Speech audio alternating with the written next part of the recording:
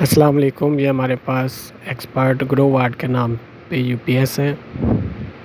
Solar वाला ये inverter है 1 किलोवाट का। पहले तो इसे खोलते मुझे बहुत दुख हुआ कि भाई ये कंपनी से रिपेयर करवाया गया था पहले 2 दिन पहले ही, तो इसमें दोबारा से फ़ॉल्ट आ गया। ये जिनका है उन्हीं ने करवाया है। 3 नंबर फ़ॉल्ट आ रहा है इसमें। तो आप ये इनकी कंडीशन चेक करें कि ये एक्सपर्ट ग्रो वाट की कंपनी से हुआ है, उनके रिपेयर सेंटर से।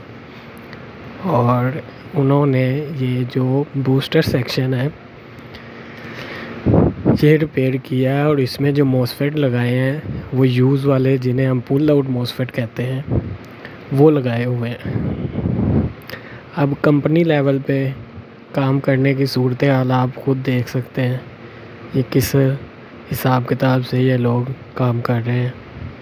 और ग्रो वाट अच्छा खासा एक ब्रांड है, इसके बावजूद ये पुल आउट में काम कर रहे हैं। और इधर आके वो कस्टमर बता रहा है कि जी मैंने सिर्फ 2 फ़ैन अभी ऑन किए हैं और इसमें से पटाखों की आवाज़ आ गई दोबारा से। तो दुख हुआ इसे देख के ये चीज़ें। तो बाकी खैर हम इसे अब प्रॉपर्ली रिपेयर करेंगे। इसमें जेन्युइन 3205 लगाएंगे और आईसी वगैरह भी चेंज करेंगे। इसके रजिस्टर भी जली हुई हैं। इसमें जो वो कह रहे हैं कि हम इसमें बैटरी लो का फॉल्ट आ रहा था, तो जिस वजह से वो लेके गए हैं, लेकिन इसकी जो है ये बूस्टर सेक्शन रिपेयर हुआ है। बाकी अल्लाह बेहतर जानता है क्या मामला है। हम इसकी बैटरी लो भी चेक करेंगे। इनका जो बैटरी लो वाला सेक्शन है वो भी काफ़ी पेचीदा सा होता है,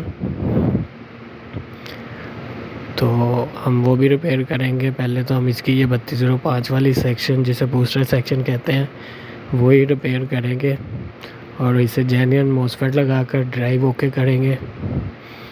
ड्राइव में जो है इसके जो लगी हुई हैं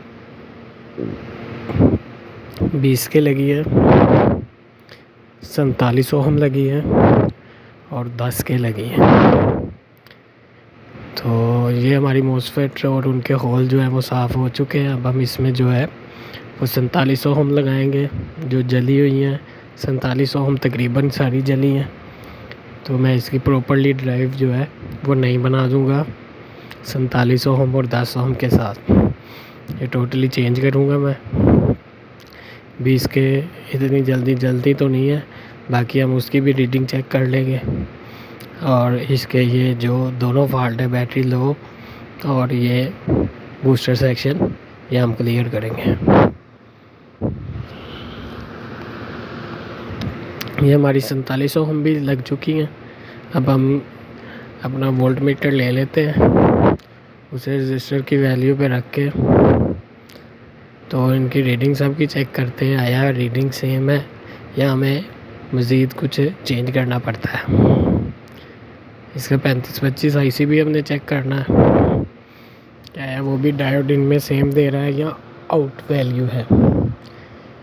तो ये 3-4 चीज़ें जो कि बहुत ज़रूरी होती हैं चेक करनी, जिसकी वजह से आपका कभी भी दोबारा बूस्टर सेक्शन शॉर्ट नहीं होगा। आप रिपेयर करने के बाद अगर प्रॉपर्ली ऐसे रिपेयर करते हैं विद आईसी चेंज, तो इंशाल्लाह कभी भी प्रॉब्लम नहीं आएगी।